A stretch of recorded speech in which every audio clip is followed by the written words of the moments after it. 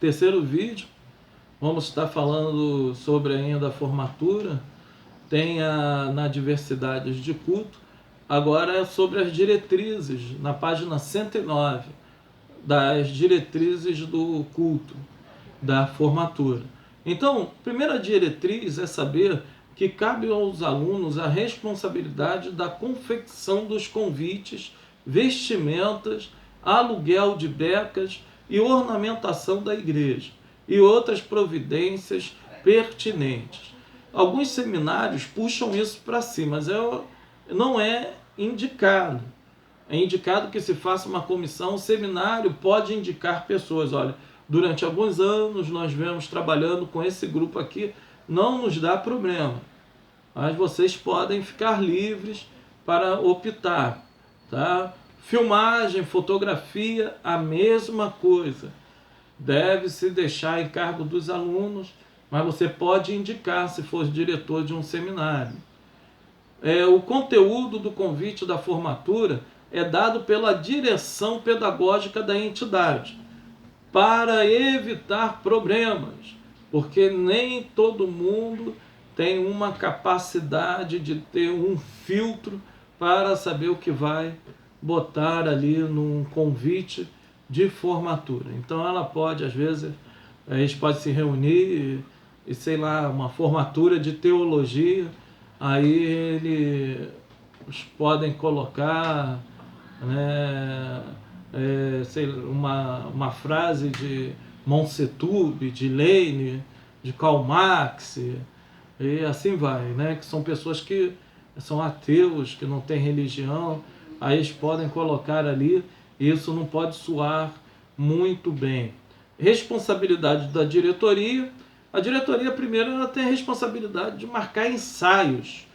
Tem de ter ensaios para a formatura, arrumação das cadeiras, colocação nas cadeiras dos nomes das pessoas que vão ficar, como as pessoas podem, né, ter ali o ato na hora de jurar, né, de segurar a pasta, a Bíblia, como elas vão explicar, o modo de levantar para cantar o hino, para que não fique feio, deve ser feito levantar de uma única só maneira, modo de levantar para o juramento e o modo de sentar todos juntos, para não virar aquela metralhadora, blá, blá, blá, blá, blá, blá, blá, todo mundo sentando, a coisa fica feia, né? Tem de estar bem arrumadinho, bem alemão, né? Aquilo bem pá, pá, né? Bem levantado. E como se receber os certificados, como anotar o nome dos padrinhos e também da preparação do material. Qual a pasta que vai usar, qual o material que vai ser entregue. Então tudo isso acaba sendo uma maneira das pessoas terem a sua responsabilidade. O juramento para os formandos de curso de teologia, na página de número 111.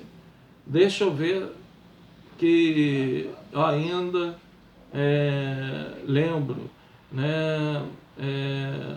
Honrar este livro durante toda a minha vida, lendo continuamente para mim na nutrição espiritual, fazer deste livro a fonte da minha meditação, o fundamento do meu ensino religioso e o padrão supremo do juízo em assunto de fé, conduta, renunciar a tudo quanto possa embaraçar o meu supremo ideal de servir a Cristo, meu Senhor, e de servir a minha igreja com conhecimento outrora adquirido nesse curso. Então esse é um dos... Pode ter uma variação aí de um juramento para o outro, mas geralmente é dentro desta função, dessa parte, né? Porque todos precisam. Então, da preparação local onde os formandos vão se assentar, tem de ter isso, a parte a parte da responsabilidade. Deve-se também ter a posição da bandeira do Brasil, que fica ao centro, a bandeira do Estado fica à direita e a bandeira da instituição à esquerda. Tem de ter onde vai ficar os professores sentados, a orientação do púlpito, água mineral, para que as pessoas possam ali beber, não precisar sair. Tem de ter a apresentação para a orquestra, o som, iluminação, filmagem, foto dos oficiantes. Tem de ter a recepção, para eles terem o nome dos seus convidados anotados, para que as pessoas possam ali serem direcionadas para o local, né? E fazer um checklist para que as pessoas possam saber de tudo aquilo que necessita e precisa. Um outro culto, né, que quase não se vê, mas que se deve existir, é muito bom, é o culto de despedida de obreiro. É uma prática neotestamentária, está lá em Atos, capítulo de número 13, versículo 2 e 3, que é para quando o obreiro, né, ele vai ir para o campo missionário, ele vai ser direcionado para uma outra congregação, ou até mesmo ele vai mudar de um estado para o outro, né? Então ele precisa, né, ter esse culto, né? É um culto de despedida, né?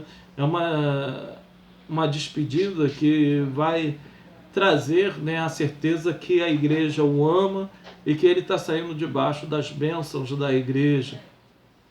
O culto poderá obedecer a seguinte programação: oração, louvores, palavras do pastor sobre o motivo do culto, leitura bíblica, tem alguns textos selecionados na página de número 115, depois a oração, apresentações e a mensagem final. O pastor, no final disso, ele deve chamar o obreiro juntamente com a sua família para estar orando por ele, falando palavras amistosas de bênçãos sobre a vida dele, sobre a vida da família. E o obreiro deve ter uma pequena palavra de despedida para a sua igreja. Então, deve-se evitar sempre lamentações, saudosismo, desequilibrados, mas ter uma atitude ponderada, com amor, com carinho.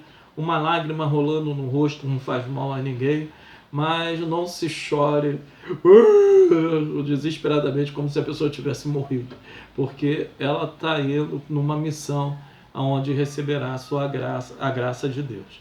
Então, que Deus abençoe vocês. Estamos encerrando mais uma videoaula. Fiquem na paz do Senhor.